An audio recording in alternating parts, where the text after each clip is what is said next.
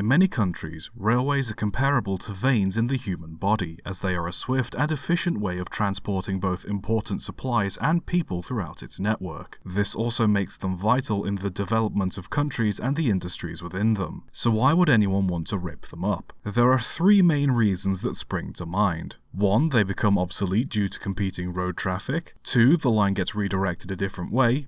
Or 3.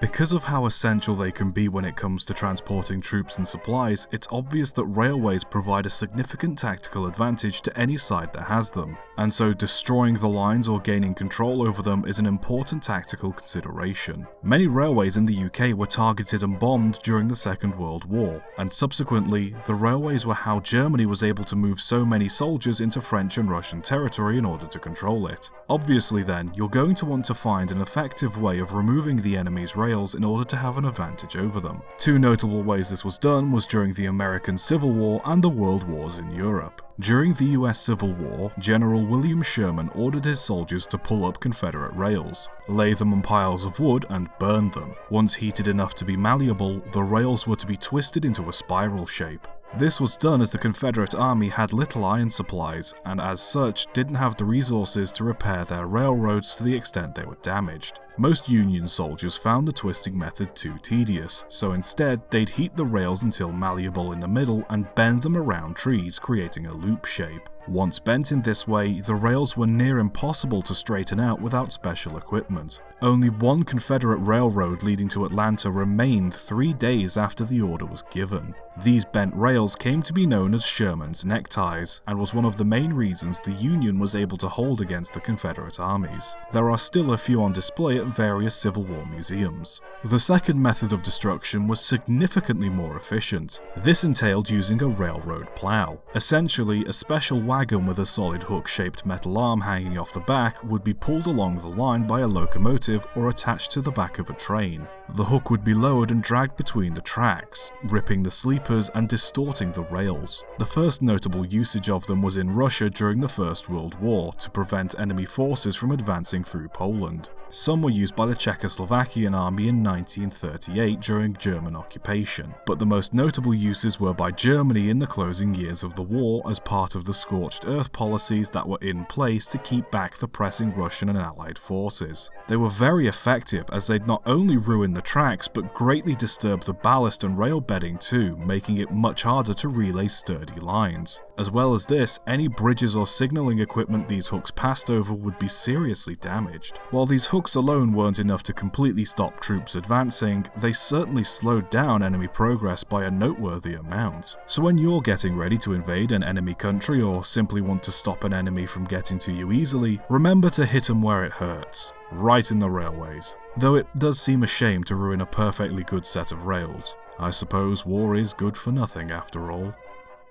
On the 27th of November 1942, a German pilot was tasked with doing a sweep over the southeast coast of Britain. He climbed into his Focke-Wulf 190 and flew over to England, accompanied by another plane, with his main target being Ashford Railway Works, along with any other railway targets worth cannon shelling. The pilot was Heinz Beerwerth, a well-versed pilot with a few confirmed kills. After arriving over Hythe, he dropped several bombs, likely aimed at the Romney Hythe and Dymchurch railway station, and ended up killing a man after one of the shells exploded in his front room. After that, he fired many shells over Smeeth, damaging many points and signals essential in the shunting yard. He then attacked Ashford Railway Works, hitting 2 locomotives and killing one of the firemen. He also attacked a farm as he flew over Kings North, striking a farmer in the leg. While not the most deadly attack, it was still pretty horrific for those caught up in the conflict. Don't worry though, he got his comeuppance in a very unexpected way. Charles Gilbert was an engine driver going about his work driving a train towards Lydd. The engine was an 044 tank engine numbered 2365, a former London, Brighton and South Coast D3 locomotive, and it was travelling down the line at a steady 25 miles an hour. It was a rather average day for Charles and his firemen, but neither could predict what would happen next. Beerwerth spotted the train, banked his plane and flew towards it, firing multiple shells into the engine. The damage caused steam to burst into the cab, which badly scalded the fireman, and the pressure in the boiler caused it to explode with enough force to rip off a large portion, funnel and all. At that moment, Beerwerf's plane was directly above the engine as it burst, launching a blast of steam and jagged metal into the plane, causing it to come down in a nearby field. Beerwerf was thrown from his plane as it crashed and was found dead, having drowned in the nearby dike he landed in. He was later buried with full military honours. The fireman was taken to hospital after suffering severe steam scalds, and Charlie Gilbert, the driver, was uninjured, albeit likely shocked by the whole ordeal. The locomotive, ironically, had come from Ashford Yard, the same yard Beerwerf had attacked mere moments ago. It was repaired and eventually put back into service, working until 1953 when it was finally retired and scrapped. What happened to the driver and fireman, I don't know, but it's likely that both continued to work the railways until their retirements. Let there be a lesson to take from this. Never underestimate the power of a steam locomotive, or subsequently, the power of irony. As some of you may know, between 1939 and 1945, a large proportion of Europe decided to have a fight and the rest of the world ended up getting dragged into it. Again. During this time, railways were essential in the transport of troops and supplies. During the outbreak of the war, Britain needed a standardized freight engine design that would be powerful, easy to maintain, and able to work on almost any stretch of line. The design used was William Staniyer's 8F, used by the LMS. Hundreds were built to pick up the slack left by older or worn-out freight engines still in use, keeping everything moving like clockwork in an otherwise chaotic time. Some 8Fs were built to aid the British forces in France, but didn't arrive until the fall of France in 1940. They did find use elsewhere, however, aiding troops all over the Middle East. Not every railway was equipped to handle the sudden influx of troops and supplies, and as such, more locomotive power was needed. More 8Fs were built and shipped overseas to Egypt, Iran, Turkey, and Palestine, having cowcatchers, headlamps, and different couplers added to follow with railway regulations. Some were even modified with differently balanced wheels of motion to allow them to reach higher top speeds.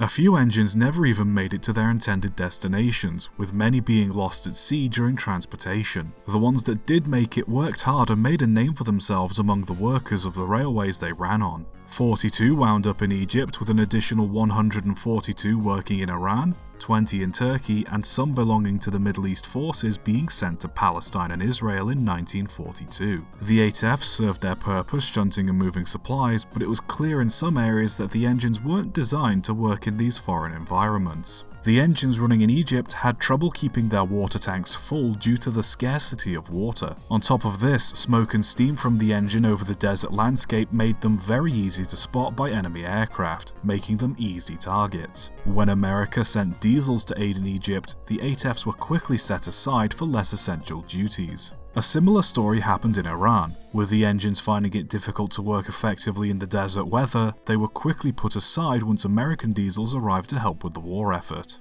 The ones sent to Turkey managed to find work as short-distance good engines and shunters, despite them being designed with long distance in mind. This was due to the engine's limited capacity for coal and water, and overall incompatibility with Turkey's railway infrastructure compared to the engines already in use. Despite this, they still worked hard, staying in use on Turkish state railways well into the 1980s. The 8Fs served the British forces well, but by 1943, Robert Riddle's austerity designs proved to be cheaper and more adaptable than the 8Fs, and as such became the new favourite standard freight design, used throughout the UK as well as being sent to Greece, the Netherlands, America, and even as far as Hong Kong. By the time the war was over, 10 8Fs were purchased by Iraqi state railways, more than 24 were under ownership of Palestine Railways, 62 were operating on Egyptian state railways, 22 in Iran, and 15 had managed to find their way all the way to Italy. More than 39 engines found their way back to England, but not all were immediately fit for service. Many were worn out or in need of modifying back to their original state. Number 8233 had derailed while in Persia and had been converted to burn oil in 1944. It was in a poor state when it came back in 1952, and so it was overhauled at Derby Works before being put to work on the Longmoor Military Railway before finally retiring to the Severn Valley Railway. Most of the engines that stayed abroad were scrapped in their respective countries once they became redundant, with a handful still stored in sidings waiting to either be cut up or preserved. Their legacy does still live on in the countries they worked in, with 4 preserved in Turkey at the Çamlık Railway Museum, Sincan Railway Station and Izmit Old Railway Station respectively, with number 45166 on display at the Beersheva Railway Station, restored to how it looked while running on Israel railways. One remains in Baghdad awaiting formal preservation, with another dumped somewhere in Kankiri. 2 of the Turkish 8Fs were brought back home, the first being number 8247 in 1989, currently residing at the Great Central Railway, the other being number 45170, which was purchased alongside number 45166 by the Churchill F8 Trust. Number 45170 currently resides at the Bowness and Kinneil Railway, awaiting overhaul, having been named Sir William McAlpine, while number 45166 was cosmetically restored and sent back to Turkey on display at Beersheva. Overall, the 8Fs were a vital part of the war effort, and despite them not entirely running smoothly on foreign rails, still managed to do the heavy lifting they were designed to do,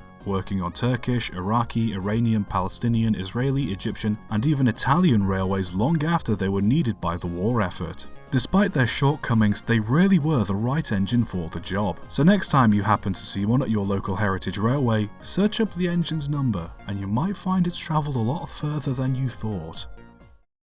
During the Second World War, Turkey was trying to remain neutral in order to keep out of the conflict in Europe. Around 1941, Germany tried to gain Turkey's favour by providing them with some resources. Included was some DRB Class 42 steam locomotives for use on their railways. Britain, not wanting more trouble, offered Turkey 25 LMS Stania 8Fs and a few other things for them to remain neutral. The 8Fs were being used by the War Department for heavy freight work, so Churchill felt they would be a fitting gift. So why are 2 of them at the bottom of the sea? In June of 1941, a ship called the SS Thistlegorm departed from Glasgow that was destined for Egypt, carrying armoured vehicles, motorcycles, Bren guns, cases of ammunition, radio equipment, Wellington boots, aircraft parts, railway wagons, and 2 LMS Stania Class 8Fs. The locomotives were to be unloaded in Egypt and delivered to Turkey by land. Because of the Germans' and Italians' control over the Mediterranean Sea, the Thistlegorm had to go all the way around Africa, stopping at Cape Town to refuel before sailing into the Red Sea in a convoy of several other Navy ships. Because of a collision at the Suez Canal, the ship couldn't reach Alexandria, so it was moored at a point close to Ras Mohammed. German intelligence suspected a ship full of reinforcements was on the way, so 2 planes were dispatched to find and destroy the troop carrier. As there was no troop carrier, the planes decided to bomb the largest ship in the fleet, this being the Thistlegorm. The bombs hit hold number 4, and the resulting explosion from the bombs and ammunition stored led to the ship sinking. Most of the cargo remained inside the ship as it sank, apart from the 2 locomotives that were on the top deck. Both were blown off of either side of the ship and came to rest on the ocean floor, with one of them believed to have been directly struck by a bomb. The ship was mostly forgotten until 1990, when the area became a diving resort. The ship is only 30 meters or so underwater, meaning it can be accessed without special training or specialist gear, making it a great diving spot for tourists. Both locomotives rest either side of the ship, now acting as underwater attractions and home for the local fish, albeit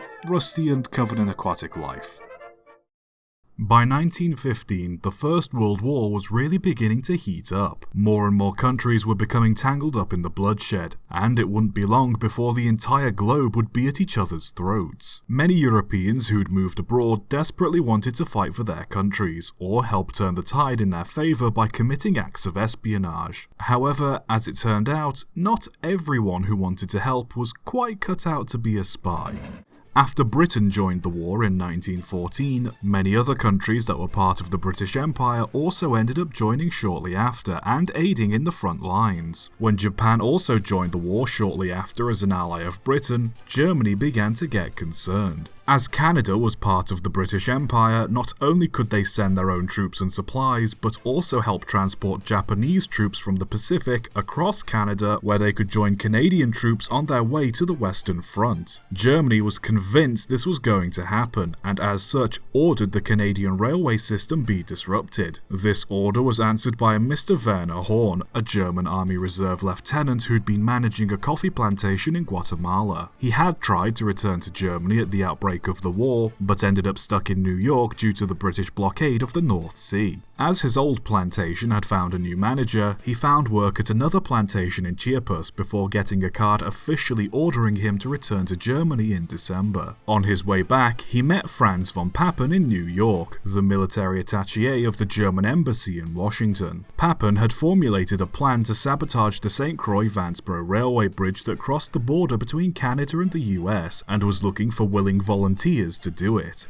The US was strictly neutral during the outbreak of the war, having forbid Canada from transporting troops or wartime supplies through US soil. The Canadian Pacific was still allowed to use their line travelling through Maine, despite using it to carry troops and supplies. Because they weren't being loaded or unloaded on US soil, the US simply turned a blind eye. Many in Germany objected to this practice, but the complaints seemed to fall on deaf ears. Papen buttered up Horn by telling him destroying the bridge would be viewed as an act of valor in Germany, and that he'd be a hero for disrupting enemy supply lines while not having to kill anyone. On top of this, despite being a major supply route, the bridge was unguarded as nobody expected a little nowhere town in Maine to be a significant military target. Horn was sold, and so Papen paid him $700 to destroy the bridge. Horn had never received any official kind of training to be a spy, but figured how hard could it be? And in late January of 1915, he put the plan into action. He acquired a load of dynamite, which he packed into a suitcase and hopped aboard an overnight train to Boston, which continued to Maine.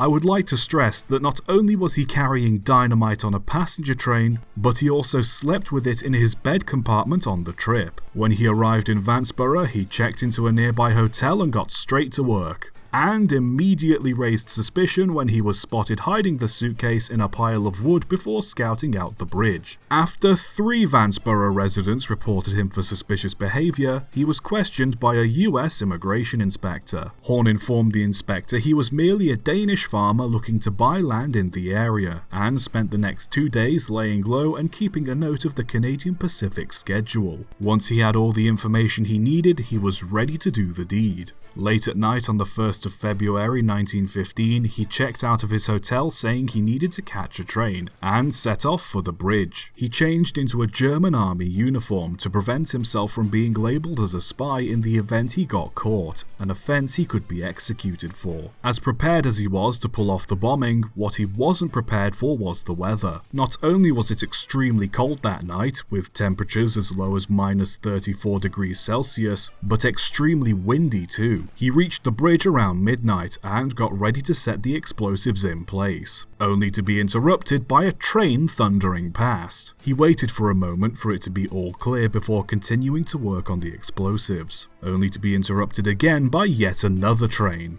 Horn, despite being an enemy spy willing to fight for the fatherland, armed with roughly 60 pounds of dynamite and about to destroy enemy infrastructure, really didn't want to hurt anyone with this explosion. As such, he waited a while in the freezing gale to make sure no more trains were coming before continuing. It was 7 minutes past 1 in the morning by the time he had placed the bomb. He cut the fuse and lit it with a cigar before hurrying away to the same hotel he had checked out of earlier. The hotel proprietor saw how badly frostbitten Horn was and allowed him to check back in for the night. Because the Horn had cut the fuse, the dynamite exploded after only 3 minutes at 10 past 1, blowing out windows across Vanceboro and St. Croix, exposing many residents to the cold, harsh winds outside. The blast was so powerful it left the bridge relatively intact. Only a few iron beams were twisted out of shape, and upon inspection the next day, the damage to the bridge was found to be relatively minor. Frankly, the bomb seemed to have caused more damage to its surroundings than to its target. It didn't take long for the hotel proprietor to connect the explosion with Horn reappearing in the middle of the night half frozen. The sheriff of Vanceboro and 2 Canadian police officers detained Horn at the hotel, Horn having changed into his uniform again to prevent spy charges. As he was arrested on US soil, he was tried by the US courts first, where he signed a confession.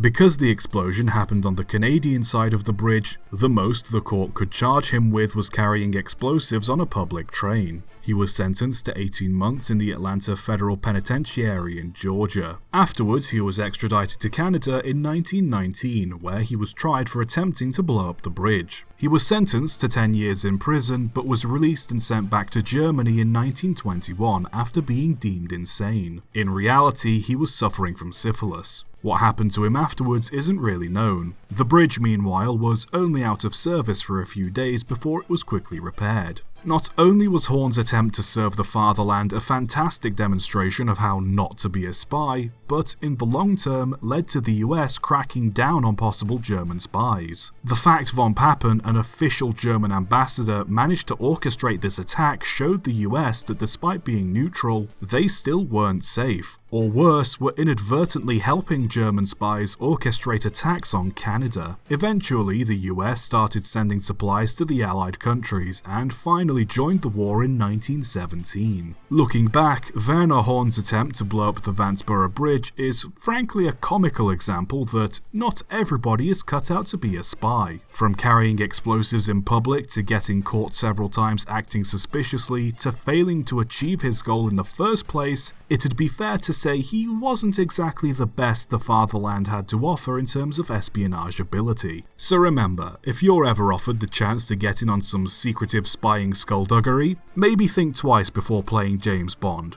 as you may end up acting a bit more Austin Powers. Running locomotives from different countries on other railways always comes with its drawbacks. Sometimes problems come in the form of the loading gauge, the engines not having enough fuel capacity for the distances they're expected to travel, or simply just being incompatible with the railway's infrastructure, because the engine wasn't designed to run on it in the first place. There were, however, some locomotives that went off to work in different countries which not only worked well, but practically thrived there. In 1942, the United States Army Transportation Corps designed and ordered 382 S-100 class tank engines for use as switches on railways across Europe. They arrived in the UK in 1943 and were sent to continental Europe in 1944 after D-Day. Their work, shunting and helping organise freight and goods led them to be scattered all over Europe. By the end of the war, they were being used in Austria, Britain, France, Greece, Italy, Yugoslavia, Palestine, Israel, Iraq, Iran, the Netherlands, and even as far as China. Their short wheelbase allowed them to negotiate some of the tightest curves, their tanks and bunkers gave them good range should they need to pull short-distance goods trains, and they could be easily converted to burn oil instead of coal. Their simple design and adaptability meant there were few railways where they couldn't work. After the war, while some were no longer needed and either scrapped or sent back to the US, many found a new life working as shunting engines in their respective countries. 77 were purchased by France's National Railway, 20 were acquired by Greece, 4 by Italy, 10 by Austria, 2 by China, and 15 by Southern Railways in England for dock work, with several more working in factories and coal mines up and down the country. The engines weren't by any means flawless though. While they were popular with footplate crews, it took some drivers a while to adapt to using the American-style controls, or the railways would have to spend money adapting the controls for use in their country. Their small bunkers meant that unless extra time was spent modifying them, they had to refill frequently. Another issue was the axle boxes overheating. While not much of an issue in slow-moving shunting yards, the axle boxes would get hot very quickly if the engine travelled for prolonged periods of time, meaning they could only be used on short journeys. And finally, while their short wheelbase made them ideal shunters, it also made them prone to swiveling at higher speeds, causing them to damage the rails if drivers weren't careful. As such, some railways took it upon themselves to build their own versions of the S-100s. Yugoslavian railways built an additional 90 locomotives to go along with the S-100s they already had. Poland built 437 engines with a similar design, with some of these ending up in China, Romania, and Hungary. Even the Great Western Railway in the UK built their own tank engines in a similar design, with limited success. All in all, despite having a few teething troubles, the S-100s showed their worth not only as wartime necessities, but in the many duties they served outside of that as well. Over 100 of these engines still exist today, either preserved, stored, or laying derelict. Their widespread use throughout Europe truly allowed the design to show its worth despite being built in a different country for no specific railway in mind.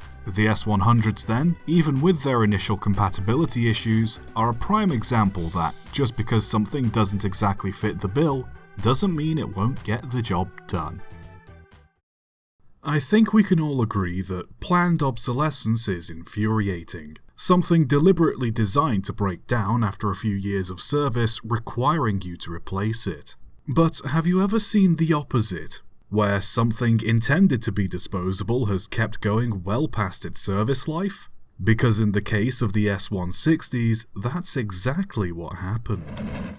As the Second World War was heating up, the United States were trying their best to remain neutral while providing aid to the Allied forces. A deal was made to provide Britain with 200 S-159 class locomotives for use in the Middle East as well as additional aid, but that soon changed once the US officially joined the war in December 1941. To help with efforts in Europe, Major M.J. Marsh designed a locomotive for use on European railways, using aspects of the S-159 while keeping it within Britain's very restrictive loading gauge. The end result was a 280 tender engine that was powerful, cheap to build, could be easily converted to burn oil, the tenders were designed to make them easier to run in reverse, and were relatively straightforward to modify to meet the needs of whatever railway they ran on. Pleased with the design, the United States Army Transportation Corps ordered Baldwin, Limmer, and Alco to start building. Classified as S-160s, the first batch arrived in Britain in 1942. They were meant to be kept in storage for later deployment into mainland Europe, but 400 of them ended up being pressed into service by the LMS, LNER, Great Western, and Southern Railways to keep up with demand and fill in for damaged locomotives, with another batch of 400 arriving and being put into storage. Some modifications had to be made to help improve the locomotive's compatibility with Britain's railways,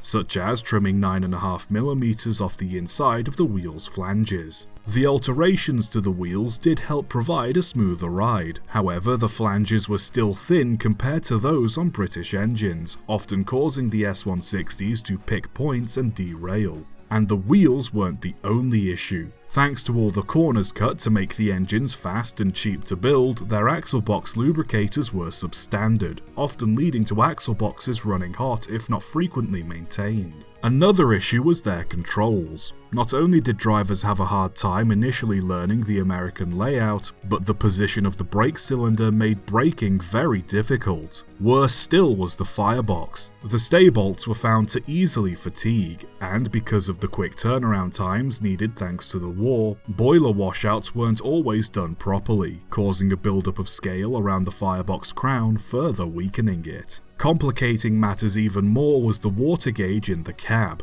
British crews were unfamiliar with the American Klinger design that required both cocks be opened slowly to get an accurate reading. If done incorrectly, the water would be trapped in the gauge and show a false reading, showing the water level to be fine when in reality it was dangerously low. If the water got too low, the crown sheet would overheat, causing the stay bolts to fail, resulting in a sudden boiler explosion. Between November of 1943 and August 1944, there were 3 S-160s that suffered firebox crown collapses, resulting in one fireman losing his life.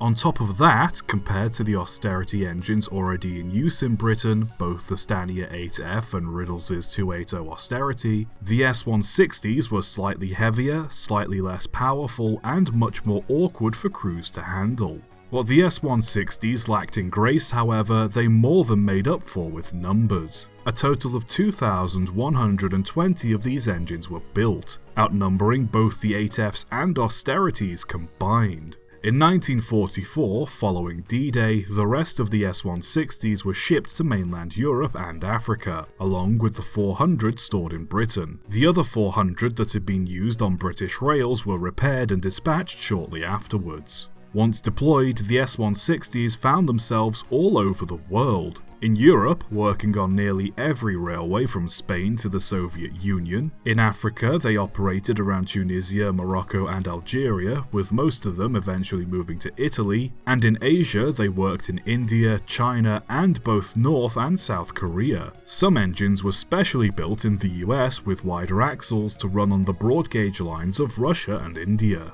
Many footplate crews had teething problems with the engines just like in Britain, but this was understandable given the S-160s were built as temporary motive power and weren't tailored to every railway. After the war was over, the engines remained in Europe to help rebuild until 1946, when the US ATC began the process of disposing of them as they'd fulfilled their purpose. Some were just cut up for scrap and parts. However, many European railways were in dire need of motive power, and ended up buying many S160s to keep them going while they rebuilt. Many settled into a new life working in Poland, Italy, Turkey, Yugoslavia, and Czechoslovakia. Hungary took the most units, 510 in total, though these had to be extensively modified to make them more compatible with Hungarian railways, such as having new brakes fitted, new whistles, taller chimneys, and having their cabs and tenders raised. Despite being built primarily for freight work, in Hungary they were mostly used as passenger engines. A handful of engines deployed in Spain ended up in Alaska, but the ones spread over Asia perhaps saw the most use. They continued to work in India well into the late 1970s, and most S160s working in China didn't retire until the 1990s.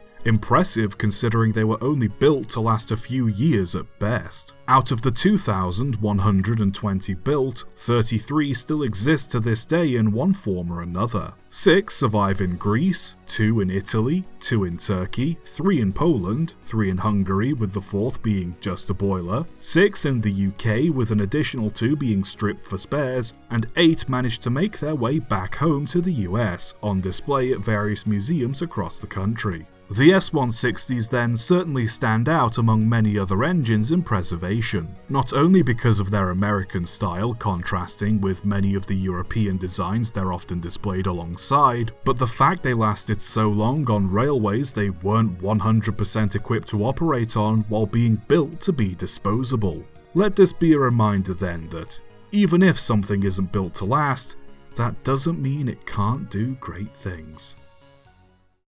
Railways have been around for a long time. Naturally, in times of war, attempts have been made to weaponize railways, and nothing was more effective on a railway than simply bolting a heavy cannon that would be otherwise impractical to move around to a flatbed and using the railway to push it about. Over time, these cannons got bigger, until eventually full-on naval-grade cannons were being mounted for use on railways. While effective for destroying long-range targets, their accuracy was often limited by the direction of the track, and they were very cumbersome to move around, often requiring tracks to be specially laid in order for them to hit a target. Despite this, the ability to move such a powerful weapon was worth the trouble it took to prepare it. That brings me on to the subject of today's little factoid.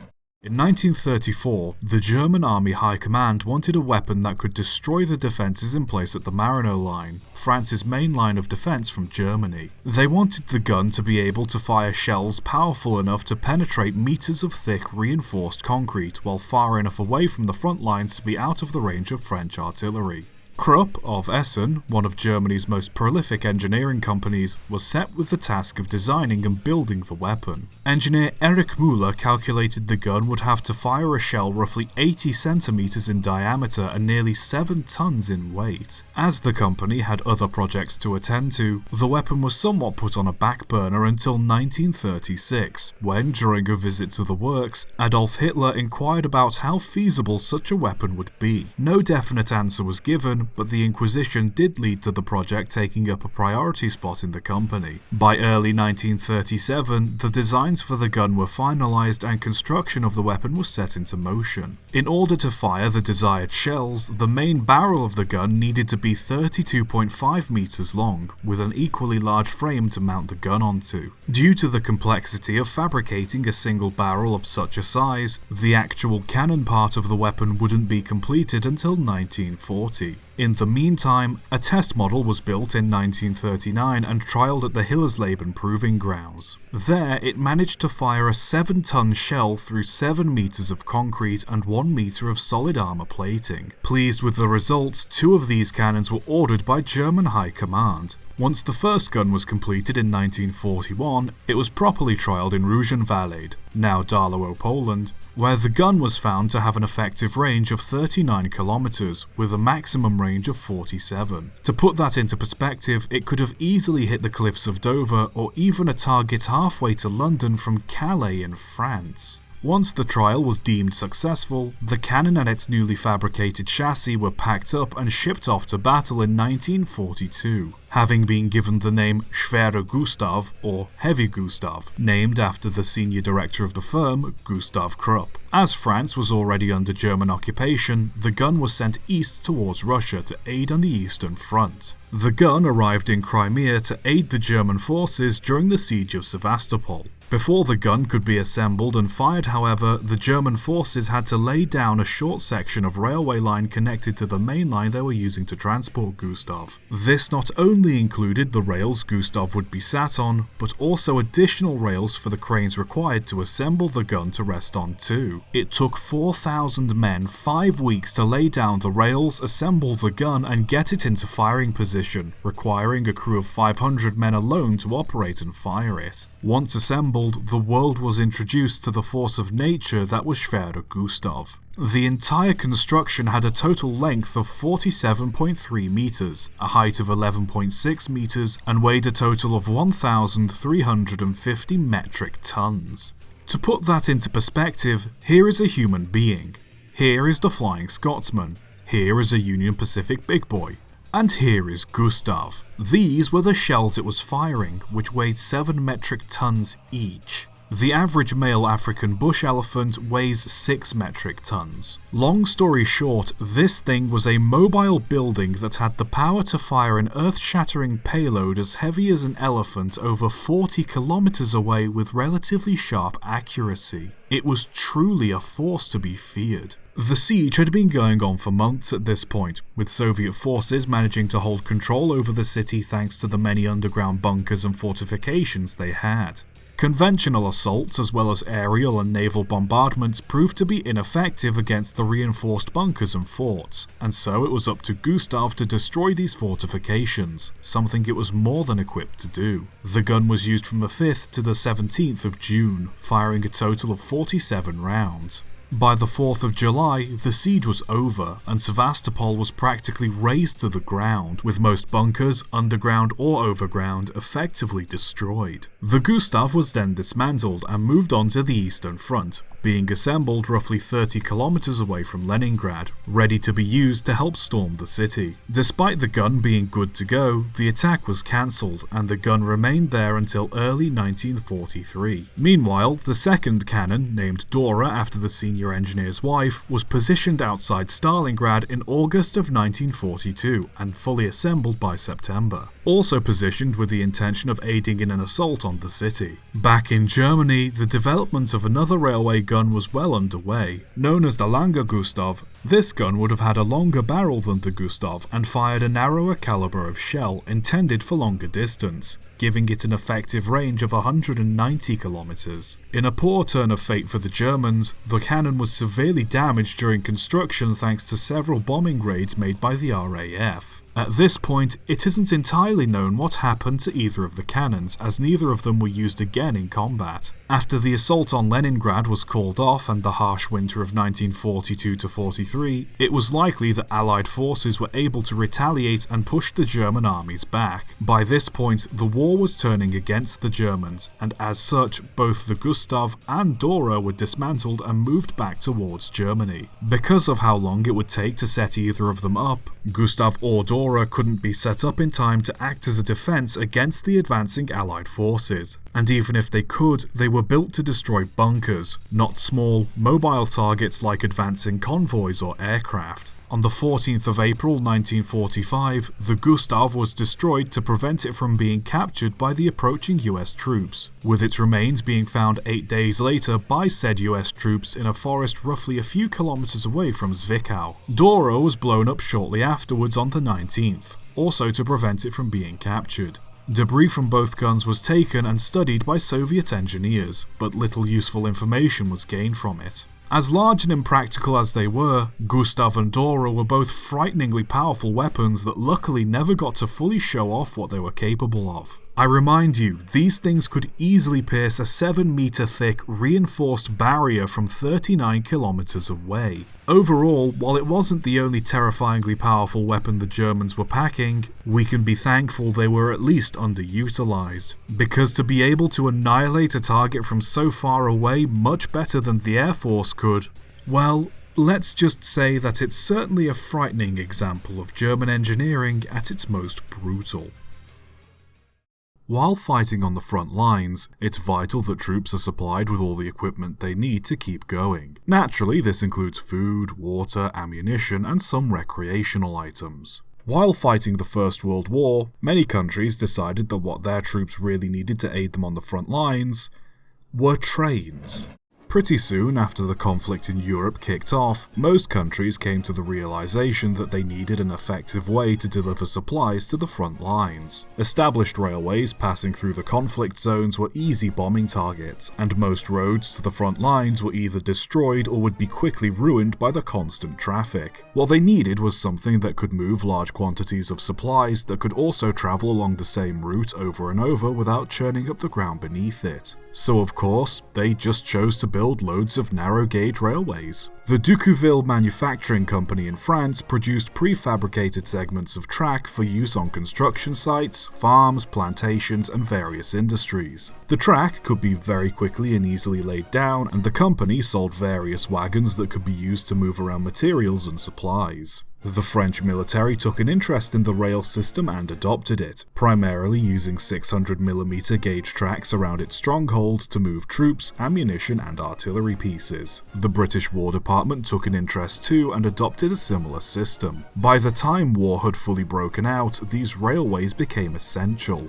Because the tracks were in prefabricated segments, they could be easily laid by soldiers or inexperienced workers along the trenches and to and from the front lines. More stable rails were laid beside mainline railways so supplies could be easily transferred to the narrow-gauge trains. From there, they could be delivered to the trenches, and subsequently, any injured troops or damaged equipment could be moved out safely via the railway. If a line was targeted by enemy artillery or served a trench that was no longer being used, it could be very easily moved around or pulled up and replaced. Most of the wagons used on these railways were small and could be easily pushed by men or pulled by horse around the trenches, where the track segments tended to be too haphazardly placed for the locomotives to safely run on them. Eventually, Germany, Russia, and America adopted this system too. The locomotives that ran on these lines were primarily built by France, Britain, and Germany. However, the US helped by sending locomotives built by Baldwin and Alco. Most of these engines were built to be light, powerful, and easy to maintain,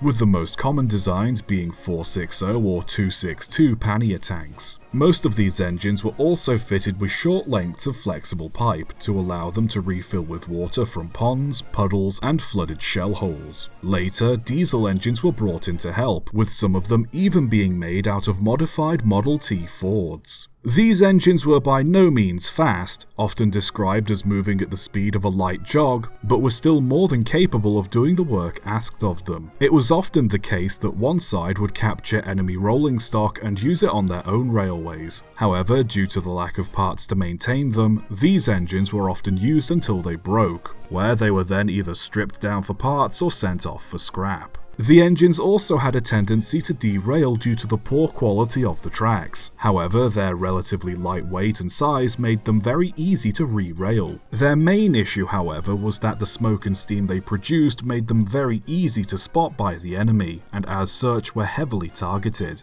To get around this, most supply trains were either operated at night or during heavy fog. For daytime supplies, a locomotive would deliver them close to the front, and horses would pull the train the rest of the way. Eventually, daytime supply trips were made by the diesel locomotives that were brought in to help instead. These rail systems worked well, and by the end of the war, hundreds of miles of narrow-gauge line had been laid all across Europe. Afterwards, most of these railways were used to help rebuild areas that had been destroyed by the conflict and eventually pulled up, with a few remaining as permanent lines. Most of the locomotives, rails, and rolling stock was sold on as army surplus, finding a new life being used on plantations, farms, and industries all over the world. A large number of these engines have since been preserved. In the end, trench railways were perhaps one of the more unsung heroes of the First World War. As weird as it seems to just throw down a railway line in the middle of a war zone, they did prove to be a massive help on the front lines, keeping the soldiers going. So, if you ever find yourself on the front lines,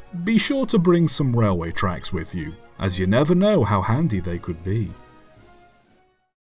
France and the United States have always been firm allies, from the French aiding in the US's war for independence to the US coming in and helping France in both World Wars I and II. Both countries have had a long and connected history, so it might be strange to hear that, of everything they've ever done for each other, the greatest gifts they ever gave each other were trains.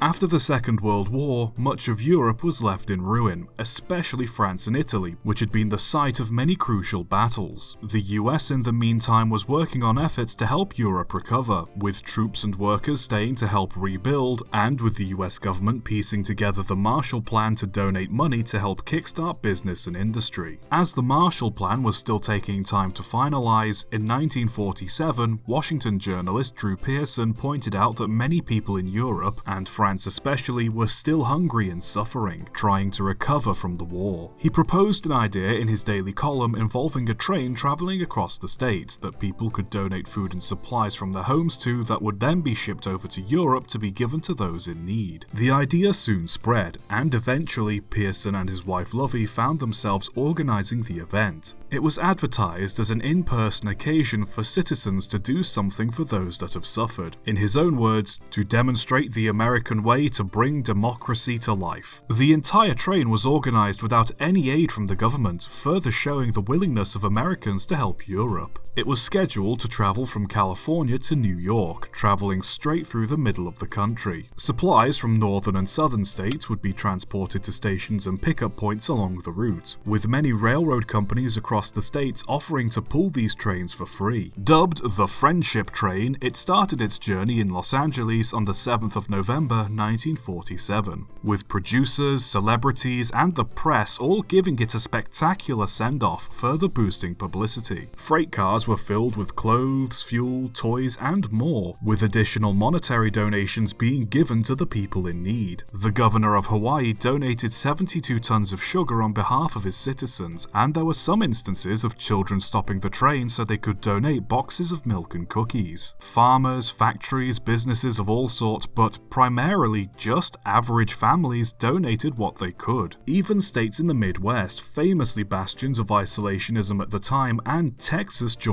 in. By the time the original trains reached New York 11 days later on the 18th, they had 240 wagons of food and supplies in tow. The initial goal was to gather around 80 cars worth of food, but by the time all additional trains and donations had arrived, they totaled over 700 cars with an approximate value of $40 million.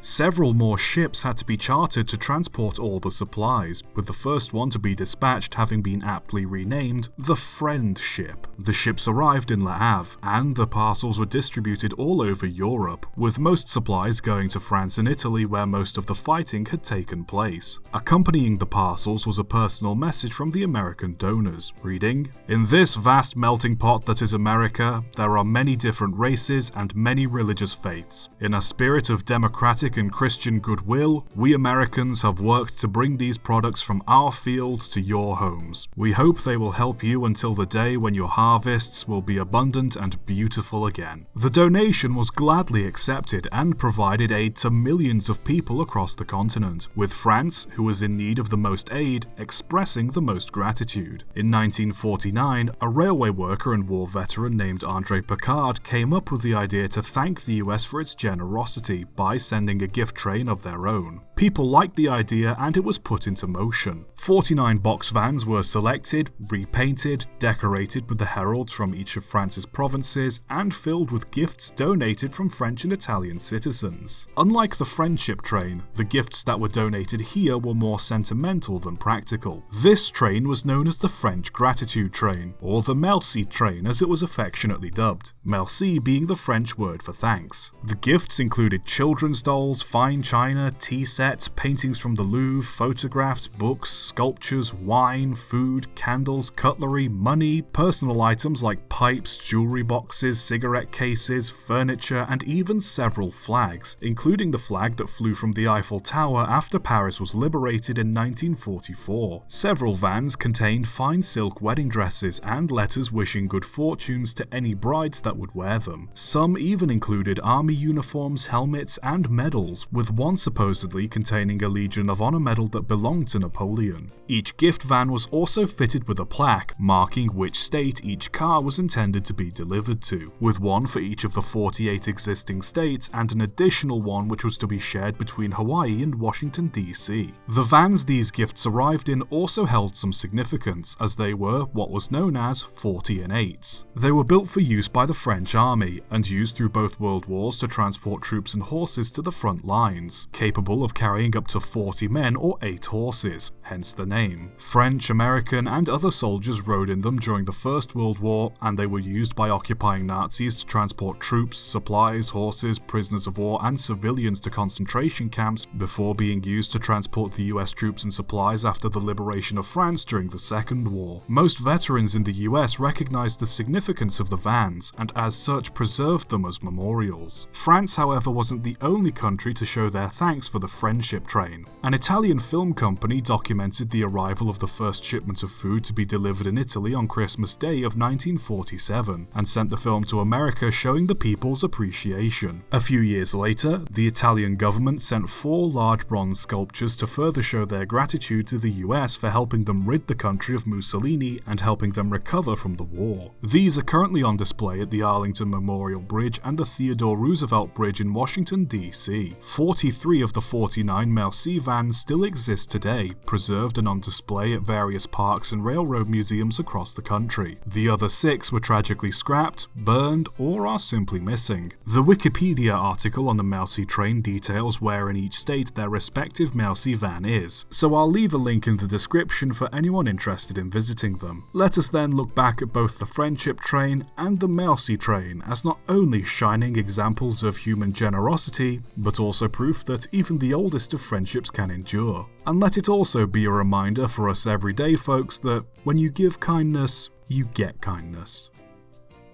Subscribe for more.